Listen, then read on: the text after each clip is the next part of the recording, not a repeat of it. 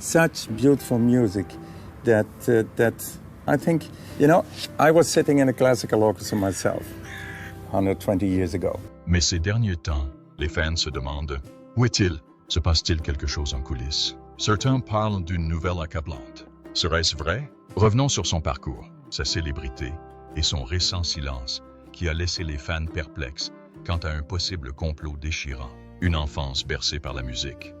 André Léon Marie-Nicolas Rieu est né le 1er octobre 1949 à Maastricht, aux Pays-Bas. La musique a occupé une place importante dans sa vie dès son plus jeune âge. Son père, André Antonin Rieu, était chef d'orchestre à l'Orchestre symphonique de Maastricht. André a grandi dans une famille catholique romaine avec 5 frères et sœurs, ce qui fait de lui le 3e d'une fratrie de 6 enfants. Il a commencé à jouer du violon à l'âge de 5 ans. Dès son plus jeune âge, André ressentait un lien profond avec la musique. Mais s'il respectait son père, il n'était pas toujours d'accord avec ses manières strictes. En grandissant, André a voulu faire les choses à sa façon et s'est éloigné du style musical de son père. André a étudié dans certaines des meilleures écoles de musique d'Europe. Il a étudié au Conservatoire royal de Liège et au Conservatoire de Maastricht de 1968 à 1973, auprès de Joe Uda et Herman Kriebers. De 1974 à 1977, il a intégré l'Académie de musique de Bruxelles, où il a étudié avec André Gertler. Il a terminé ses études avec la plus haute distinction, le premier prix, au Conservatoire royal de Bruxelles. En 1975, André a épousé Marjorie Kochman, professeure de langues et compositrice. Ensemble, ils ont 2 fils. L'un d'eux, Pierre, travaille en étroite collaboration avec André en tant que producteur de l'orchestre. La famille vit dans un petit château à Maastricht. Selon André, ce château abritait autrefois le Castle Moor d'Artagnan de Charles de Bataille, celui-là même qui a inspiré l'histoire des 3 mousquetaires. André est également un homme très doué en langue. Il en maîtrise 6, le néerlandais, l'anglais, l'allemand, le français, l'italien et l'espagnol. En 2016, sa fortune était estimée à 25 millions d'euros. Mais au-delà de l'argent, ce qui compte vraiment, c'est la façon dont il a révolutionné le monde de la musique classique. La naissance de l'orchestre Johann Strauss. La plus grande idée d'André a pris forme en 1987. C'est à cette époque qu'il a créé l'orchestre Johann Strauss. Ce n'était pas n'importe quel orchestre. Il a débuté avec seulement 12 musiciens et ils ont donné leur premier concert le 1er janvier 1988. Mais André avait un rêve bien plus grand qu'un petit groupe. Il souhaitait redonner à la musique classique un côté ludique et stimulant. Au fil du temps, l'orchestre s'est donc agrandi. Dans les années 2010, il comptait entre 80 et 150 membres, selon l'endroit où il jouait. André jouait également d'un violon spécial, fabriqué en 1667 par le célèbre facteur Stradivarius. Il ne se contentait pas de jouer sur scène. Il dirigeait toute la représentation, souriant, plaisantant et créant un lien avec le public. C'est ce qui a rendu l'orchestre Johann Strauss si différent. André a dit un jour que les gens ont soif de romance, de musique qui parle au cœur. Et c'est exactement ce qu'il leur a donné. En fait, son interprétation rappelait à beaucoup le roi de la valse, Johann Strauss II. C'est pourquoi André fut plus tard surnommé le roi de la valse moderne. Son style entraînant a contribué à donner un nouveau souffle à la musique de valse. L'enregistrement par l'orchestre de la 2e valse de Shostakovich a même contribué à relancer la valse aux Pays-Bas. André souhaitait que ses spectacles soient plus que de la simple musique. En 2008, il a présenté en tournée une réplique grandeur nature du château de l'impératrice Sissi. C'était la plus grande tournée de l'époque. Partout où ils allaient, en Europe, aux Amériques, au Japon, en Australie, la réaction était la même. Les fans adoraient. La musique pour tous, partout. André ne se produisait pas seulement dans des salles de concert. Ses spectacles remplissaient des stades. Des petites villes aux grandes villes, les gens se pressaient pour l'entendre jouer. Il voulait que chacun se sente le bienvenu, quelle que soit sa connaissance de la musique classique. La musique de son orchestre ne resta pas uniquement en Europe. Ils ont parcouru le monde, notamment l'Amérique du Nord et du Sud, l'Australie, le Japon et la Nouvelle-Zélande. L'objectif d'André était simple: apporter de la joie au plus grand nombre. Il croyait que la musique pouvait rassembler les gens. Ils ont enregistré toutes sortes de chansons, classiques, folk, génériques de films et même des comédies musicales. Tout cela dans leur studio de Maastricht. Et pas seulement pour des concerts. André et son équipe ont veillé à ce que leurs concerts puissent également être appréciés à la maison. En 2003, PBS a diffusé André Rieu Live à Dublin et André Rieu Live en Toscane, tous deux filmés dans de magnifiques décors extérieurs. En 2013, la chaîne britannique Sky Arts a réalisé une initiative unique. Ils ont rebaptisé l'une de leurs chaînes Sky Arts Rieu pendant 2 semaines, du 30 mars au 14 avril. Cette chaîne n'a diffusé que des concerts et des documentaires d'André Rieu. Ce fut un immense succès, qui a démontré l'ampleur de sa communauté de fans. Malgré toute cette célébrité, André est resté fidèle à ses racines. Il se produisait souvent sur la place Weidoff à Maastricht, près de chez lui. C'est là que ses fans du monde entier venaient le voir. Plus qu'un simple concert, c'est une célébration. Privilégiant une approche personnelle et passionnée, les concerts d'André sont empreints de joie, sans jamais perdre leur touche personnelle. L'orchestre Johann Strauss n'était pas qu'un groupe de musiciens. C'était comme une famille. Certains membres, comme Jean Sasson, accompagnaient André depuis ses débuts. En 1987, au fil des ans, l'orchestre accueille également de nombreux chanteurs invités, comme Carla Maffioletti, Marussia Luersi, Carmen Monarca et les Platin Tenors. André a également exploré d'autres voies créatives. En 2014, il a composé la musique du film Mariage en Toscane, démontrant ainsi que son talent dépassait le cadre de la scène. Il a toujours cru qu'il fallait écouter son cœur, même lorsqu'il fallait tenter quelque chose de nouveau. Il est surtout connu pour sa capacité à rassembler les gens grâce à la musique. Ses spectacles sont pleins d'humour, de chaleur et d'énergie. Il plaisante souvent avec le public, danse sur scène et surprend même ses fans avec de petites attentions. C'est précisément ce style non traditionnel qui l'a fait se démarquer dans le monde de la musique classique. Comme l'a dit André, chaque concert est une fête, et toute fête a besoin d'une musique qui fait vibrer les auditeurs. C'est cet esprit qu'il insuffle à chacun de ses concerts.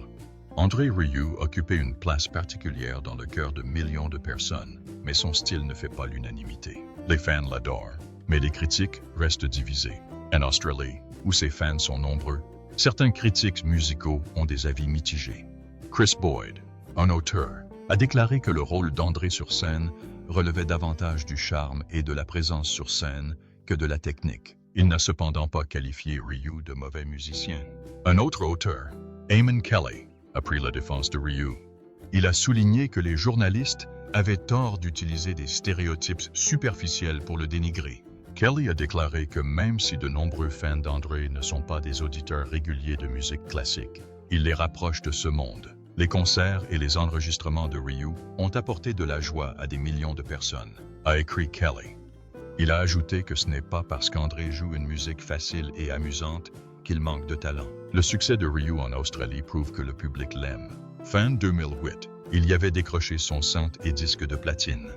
En 2011, il avait vendu pour plus de 50 millions de dollars de CD et de DVD rien qu'en Australie. Il était l'artiste le plus vendu du pays de 2006 à 2011. C'est un exploit, surtout pour quelqu'un qui joue de la musique classique. Mais qu'en est-il dans les autres pays? Les réactions ont été tout aussi vives. Les points de vue divergeaient d'un pays à l'autre. Au Royaume-Uni, les concerts d'André Rieu ont également fait grand bruit.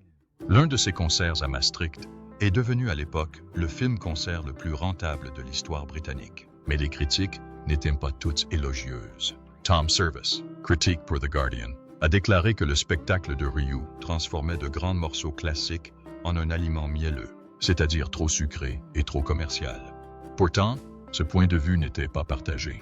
Un autre journaliste du Guardian, Alfred Hickling, affirmait que les critiques passaient à côté de l'essentiel. Il comparait Rieu à Johann Strauss II, affirmant que tous deux étaient des hommes d'affaires et des artistes avisés.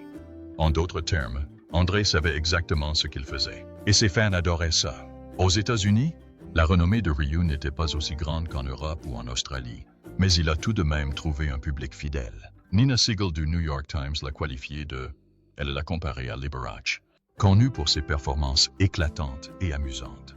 Dans son interview, Rieu a répondu à ceux qui qualifient sa musique de mièvre. Il a déclaré que Dean Payton, du Christian Science Monitor, avait également assisté à l'un de ses concerts en 2017. Il a dit que cela ressemblait davantage à un concert pop qu'à un événement classique sérieux. Mais il a également souligné que cela fonctionnait. Les gens souriaient, applaudissaient et dansaient. Il a comparé la popularité de Ryu à celle de grands noms comme Arthur Fiedler et Leonard Bernstein, tous deux connus pour avoir fait découvrir la musique classique au grand public. Tandis que les critiques débattaient, André continuait d'avancer, et les fans aussi. Un château, une histoire d'amour et un rêve de famille. Derrière les lumières et la musique, André Rieu mène une vie privée tranquille.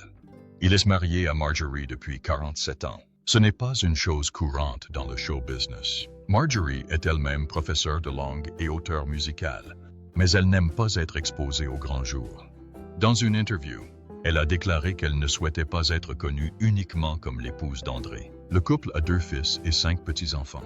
L'un de leurs fils, Pierre, travaille en étroite collaboration avec André en tant que producteur.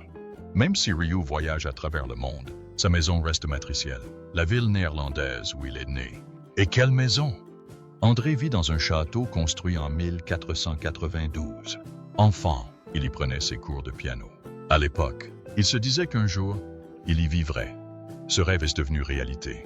Aujourd'hui, il donne des interviews et accueille des invités au château. Baptisé de Torensis, il est orné de lustres et d'œuvres d'art, comme il l'imaginait enfant.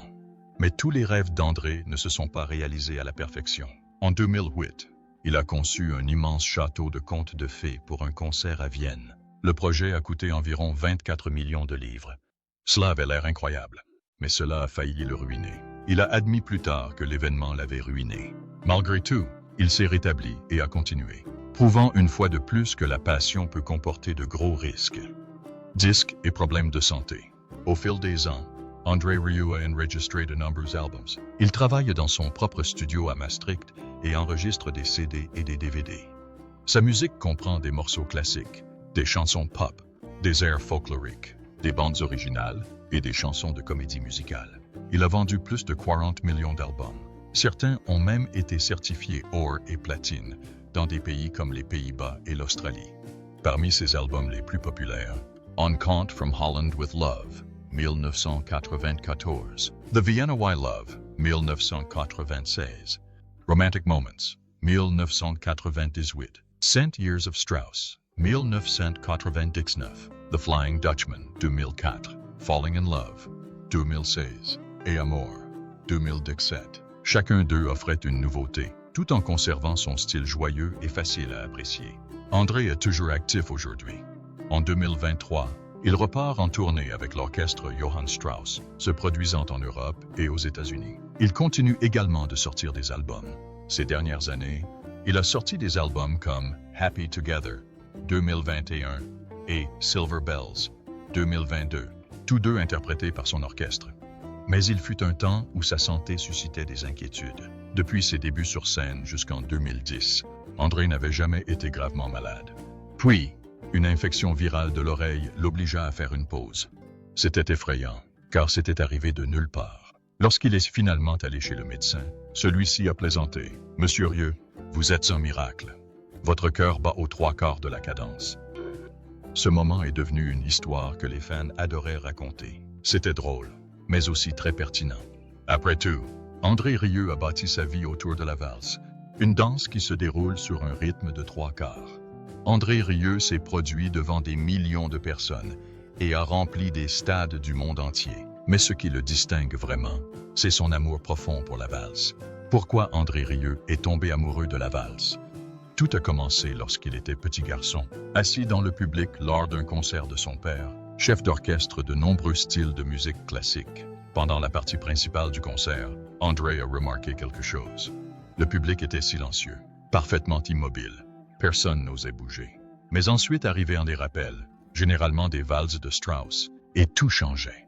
Autour de lui, les gens se mirent à bouger, à sourire, et même à fredonner. Il avait l'impression que la musique avait libéré quelque chose en eux. Le jeune André était émerveillé. Ce moment lui est resté gravé dans la mémoire. Il se souvenait avoir pensé, « Mon Dieu, voilà ce que je veux faire ». À partir de ce moment-là, la valse n'était plus seulement un morceau de musique. Pour André, c'était une façon de rapprocher les cœurs. Ce souvenir d'enfance a marqué le reste de sa vie. Il ne voulait pas seulement jouer de la musique, il voulait que les gens la ressentent. Et il voulait apporter cette joie au plus grand nombre. Des années plus tard, ce rêve d'enfant allait se transformer en l'une des tournées musicales les plus réussies au monde. André ne voulait pas faire partie d'un orchestre classique. Plus jeune, il a rejoint un orchestre symphonique, mais il a été déçu. Ses collègues musiciens étaient plus enclins à se plaindre qu'à célébrer leur travail. Ils parlaient d'argent, du froid et de leurs vacances. André était bouleversé. Il a dit « Personne n'a parlé de « Oh mon Dieu ». Le concert d'hier était si beau. Jamais. Fin. Il a donc osé. Il a décidé de créer son propre orchestre, mais pas n'importe lequel. Il a choisi des musiciens passionnés par la scène, des gens qui voulaient être sur scène pour le plaisir, et non pour le salaire ou les vacances. C'est ainsi qu'est né l'orchestre Johann Strauss. Cette équipe spéciale s'est agrandie pour inclure une 60aine de musiciens, âgés de 18 à 80 ans. Certains étaient même issus de la même famille. Avec eux, André interprétait des valses qui faisaient danser les foules.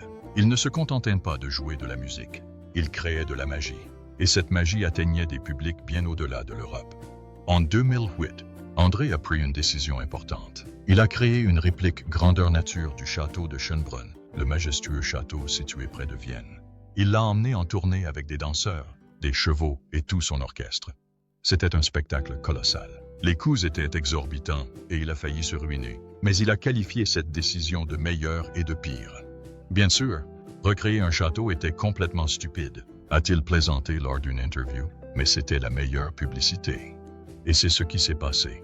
Son nom s'est hissé parmi les 10 meilleurs artistes en tournée mondiale. Ce succès s'accompagnait de défis, mais rien n'aurait pu préparer André au choc émotionnel qui l'attendait. La gloire et la fortune n'avaient que peu d'importance lorsque la tragédie frappait de près André Rieu. Une perte soudaine qui le brisa. En décembre 2016, André Rieu traversait l'un des moments les plus difficiles de sa carrière. Lors de sa tournée au Royaume-Uni, un drame frappa l'un de ses musiciens de longue date, un infarctus. Il ne s'agissait pas d'un simple collègue, mais de quelqu'un qui jouait avec l'orchestre Johann Strauss depuis plus de 20 ans. André reporta d'abord le concert de Nottingham après l'urgence, espérant que la situation s'améliorerait. Mais alors que le musicien restait dans un état critique, il a pris la décision déchirante d'annuler d'autres concerts. Les concerts de Londres, Birmingham, Manchester et Glasgow ont tous été reportés. André a expliqué sa décision dans un message touchant. Il a déclaré « Le mot famille était essentiel. Il ne s'agissait pas de business ou de vente de billets, mais de personnes qui lui étaient vraiment chères. Les fans se sont montrés compréhensifs, même s'ils avaient hâte d'assister au concert. » André ajouta « Tout le monde espérait de bonnes nouvelles. Malheureusement, cela ne s'est pas produit. Le 23 décembre, la tragédie s'est aggravée. Le décès du musicien tombé malade a été confirmé. Il s'agissait de Ruud Merckx, un tromboniste néerlandais de seulement 47 ans. Il jouait avec André depuis 1994. La mort soudaine de Ruud a dévasté tout l'orchestre. André a repris la parole, visiblement bouleversé par cette perte. Nombre de mes musiciens m'accompagnent depuis plus de 25 ans. Nous sommes une famille. Nous sommes profondément attristés par cet événement tragique et il nous est impossible de poursuivre notre tournée comme prévu. Il a déclaré « Elle aussi avait partagé la scène avec André pendant de nombreuses années. » Ce n'était pas seulement une perte musicale, c'était une perte personnelle. Les fans, l'orchestre et André lui-même étaient unis dans le deuil. Des remboursements ont été proposés et de nouvelles dates ont été promises. Mais ce qui comptait le plus à ce moment-là, c'était le deuil d'un ami. La perte de Ruud Merckx a rappelé à tous que même dans le monde de la musique et des lumières, la vraie vie peut parfois s'écrouler. Et quand cela arrive, tout bascule. Des années après la disparition de Ruud Merckx, André Rieu connut un nouveau chagrin. Cette fois, non pas dû à la maladie, mais à des circonstances indépendantes de sa volonté. Le silence se fit sur scène. En 2021, il a dû annuler ses concerts d'été tant appréciés à Maastricht, sa ville natale. Ces concerts étaient exceptionnels. Chaque année, des spectateurs du monde entier venaient en vivre la magie. En 2019, environ 150 fans venus de 90 pays différents se sont réunis pour célébrer sous les étoiles. Mais en 2021, la musique a été réduite au silence en raison des restrictions liées à la pandémie. Malgré la lente réouverture du monde, le gouvernement néerlandais n'était pas prêt à autoriser de grands événements publics. André avait déjà vendu plus de 100 billets pour la série. Pourtant, la sécurité passait avant tout. Ce fut une décision difficile. Dans un message sincère adressé à ses fans, André a écrit « C'est avec une profonde tristesse que nous vous informons que nos traditionnels concerts en plein air sur le Vrijthof de Maastricht ne pourront pas avoir lieu cette année non plus. » Il a partagé son impatience. avec son orchestre, de jouer à nouveau. Mon orchestre et moi attendons ces soirées avec impatience. Tout comme vous, André parlait ouvertement de la joie que ces concerts procurent à tous, petits et grands, l'ambiance dans la foule, la danse, les rires, c'est sa raison de vivre.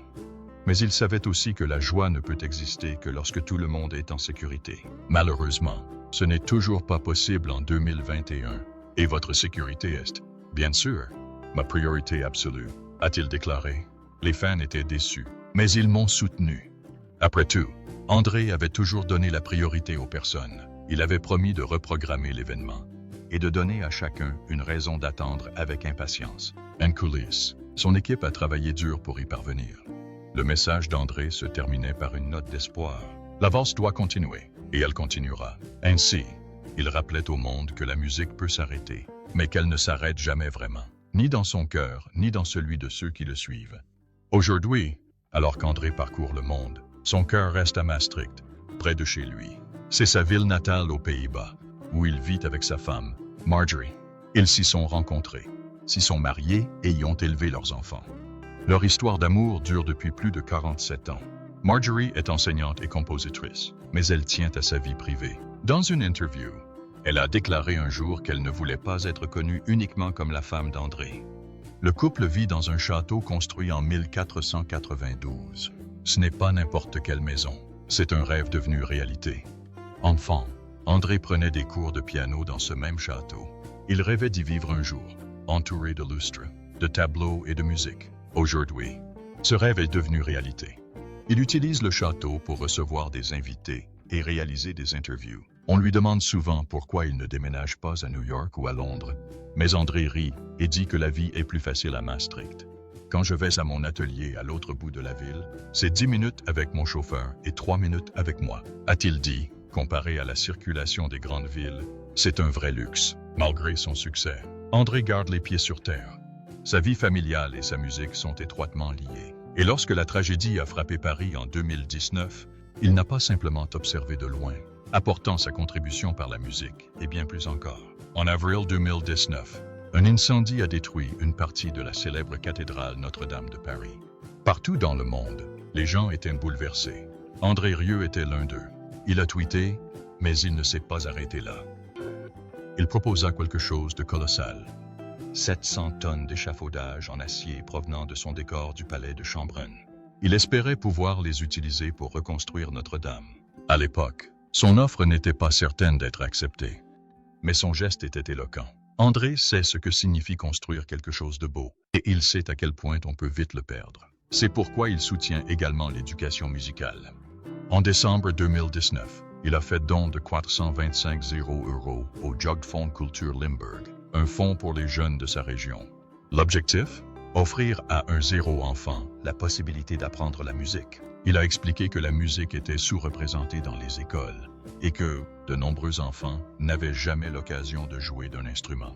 André a partagé son propre souvenir. Lui et les membres de son orchestre savent combien ce don peut être puissant. Nous comprenons mieux que quiconque ce que cela signifie de ne pas avoir cette chance, a-t-il ajouté. Chaque année, donner des cours de musique à un enfant coûte environ 425 €. Le don d'André a non seulement permis de venir en aide à un zéro étudiant, mais a aussi attiré l'attention sur le problème. Il espérait que cela inspirerait d'autres personnes à faire de même. Et même s'il a à cœur de donner, André n'a pas ralenti son rythme. Il est toujours en tournée. En 2023, il a continué à se produire en Europe et aux États-Unis, sortant de nouveaux albums comme Happy Together et Silver Bells, avec l'orchestre Johann Strauss. Malgré l'ampleur de ses concerts et la visibilité qu'il leur accorde, André Rieu reste le même garçon qui, autrefois, s'asseyait dans le public, regardant les gens sourire, danser et fredonner une valse de Strauss. Ce moment a changé sa vie, et aujourd'hui, il consacre chaque jour ses journées à transmettre cette même joie au reste du monde, à l'homme derrière la musique. Selon ses propres mots, interrogé sur les origines de son œuvre, André Rieu a confié que la musique était présente depuis toujours chez lui, que son père était chef d'orchestre et que sa mère lui avait choisi le violon. Il a commencé à jouer à 5 ans et est immédiatement tombé amoureux de sa sonorité. Depuis que j'ai entendu le son romantique de cet instrument, j'en suis tombé amoureux, Et cet amour ne s'est jamais démenti. A-t-il dit, Gold and Silver de Franz Lehár était une œuvre qui l'a profondément touché. Il se souvenait d'avoir assisté au concert de son père quand il était jeune. Le public restait immobile jusqu'à ce que son père joue une valse en rappel. Puis, soudain, les gens bougeaient, souriaillaient et même dansaient. André n'en revenait pas. Il a dit que, apparemment, c'était la musique qui les avait poussés à faire ça. C'est à ce moment-là qu'il a su ce qu'il voulait faire de sa vie. André croit que les valses véhiculent toutes les émotions. Amour, harmony et même tristesse, il plaisantait. Une valse par jour éloigne le médecin. C'est cette joie de la musique qui l'amène à danser lors de ses concerts. Tout a commencé lorsqu'il était trop timide pour prendre la parole sur scène. Un jour, un violoncelliste a pris le micro et a dit « Allez, on danse un peu ». Et c'est ainsi que la danse est devenue un élément incontournable de ses spectacles. Il a également partagé une anecdote personnelle à propos de son violon Stradivarius. Il jouait sur un modèle de 1667, fabriqué à l'époque où le luthier était engagé. André a déclaré « On sent l'amour dans ce violon. Aujourd'hui, il joue sur un Stradivarius de 1732. Et même s'il ignore à qui il appartenait avant lui, il le traite avec un profond respect. Ce qui rend ses concerts uniques, a déclaré André, c'est l'authenticité. Il a expliqué. On ressent chaque note jouée. Et on essaye ensuite de transmettre ce sentiment au public. C'est cette émotion profonde qui fait revenir ses fans. À ce propos, les concerts d'André reflètent sa forte personnalité. Ils mettent en scène danseurs, solistes, chaises dorées et robes de bal. Il dit « Mes concerts sont synonymes de joie et d'amour. » Il mélange valse et airs de spectacle. Et même des chansons pop comme Mambo No.